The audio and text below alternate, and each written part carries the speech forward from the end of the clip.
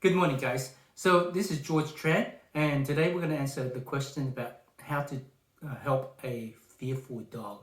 But before we get started, if you can do me a favor, if through this video you find that my content is useful and has helped you, I ask that you help me in return. If you could please hit the like button below, and I release content like this every single day. So if you want to subscribe to my content, you'll receive more regular updates on a regular basis. Anyway, so be sure to hit the subscribe button so that you don't miss any more of my podcasts. Having said that, a fearful dog is just awful to see. And today we're going to spend time addressing both addressing a fearful dog and how to build confidence for a fearful dog. So it may be that your dog may have had traumatic experience or lack of experience, and typically that's why they become fearful. So we're going to address a variety of different things. And so one of the first things I want to talk about firstly is this concept of counter conditioning. What is counter conditioning? So let me give you an example. Okay, you can obviously Chinese, Asian descent, right? So if you called me a Chinaman, anything derogatory, chances are, in a normal context, I'd be upset with you, right? That's not a nice thing to say. But if you called me a Chinaman and handed me $10,000, I'd say, hey, call me anything you want. I don't care. Just give me the money. That's counter conditioning. What used to be negative, we made it positive. So one of the ways you can address negative or fearful behavior is by positively associate what used to be fearful or negative by associating with good things.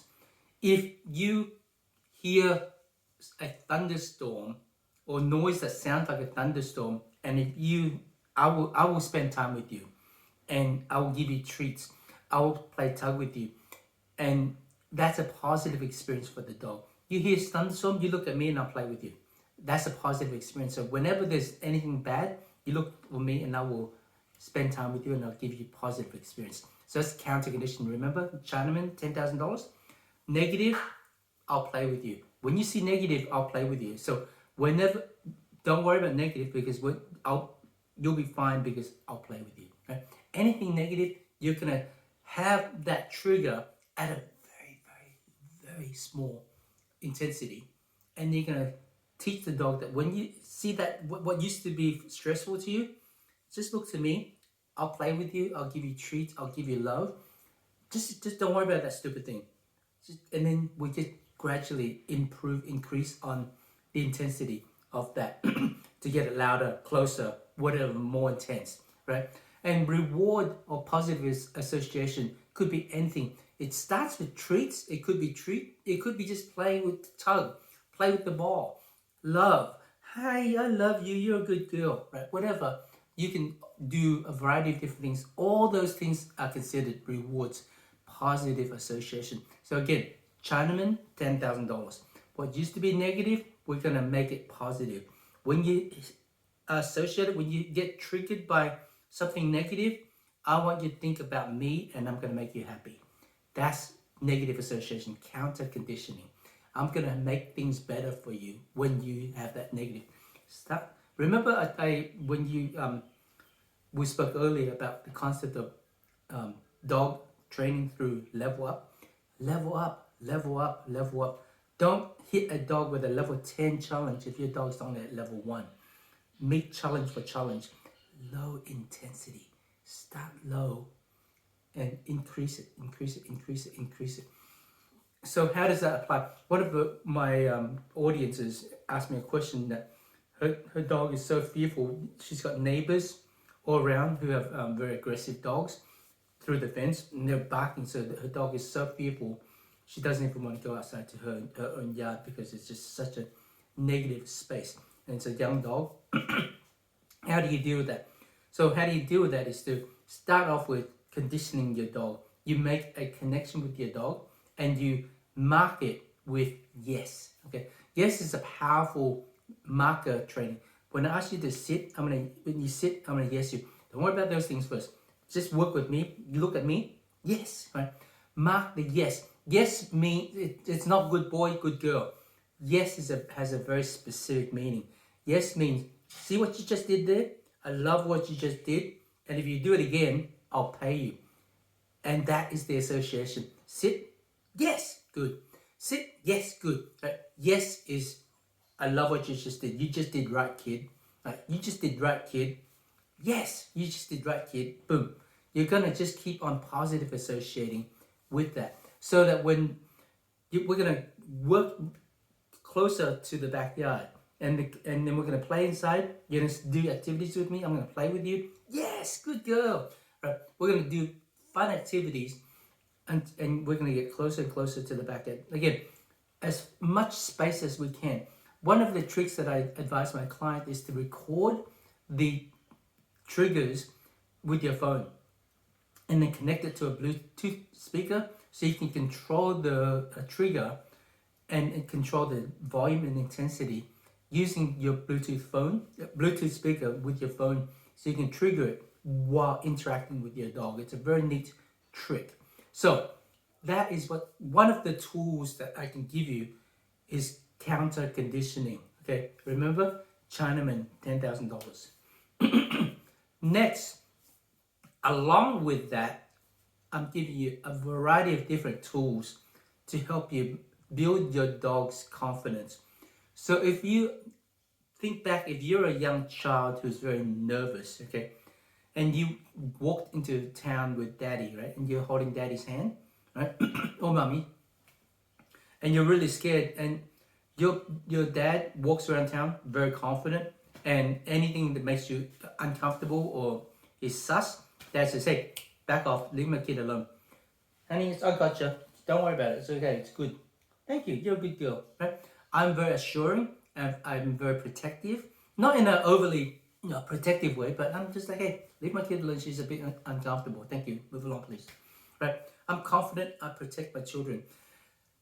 That helps build your child's confidence in that they can rest assured that dad or mom, the parent, will handle the situation so the kid doesn't need to.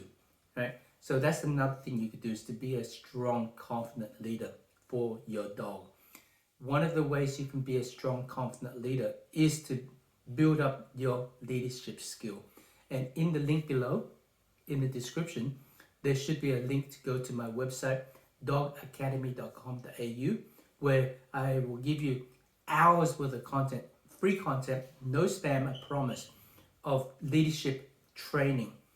Please take a look at their website and join my dog leadership course. It gives you hours of quality content for dog leadership training. So by having and exuding good, strong dog leadership, your dog will feel more protected, more comfortable, more safe, so that they don't need to be fearful. So that's strategy number 2. Number 1 is to do counter conditioning. What used to be negative is positive. Number 2, be a strong, confident leader so you can protect your dog and your dog feels safe in your presence. Right?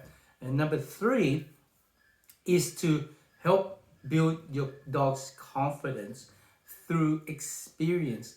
Look, if you grew up in, I don't know, a small country town, I don't know, right? Wagga Wagga, a small town, and you've never traveled anywhere, okay? And then you met somebody from Africa. Now, I've never met an African.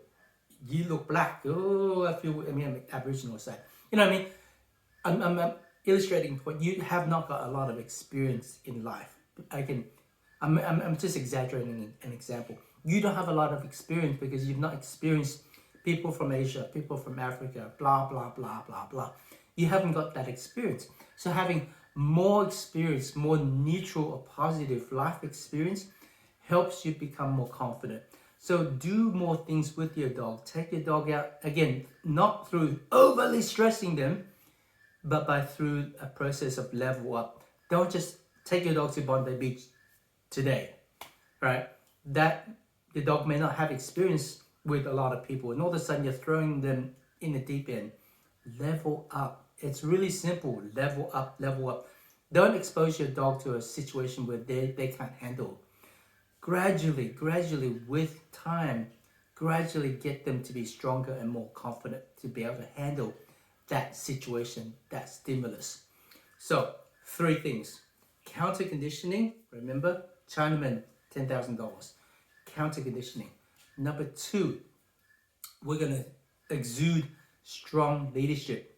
Through the description below is where you're going to get the video and the series, my course for dog leadership.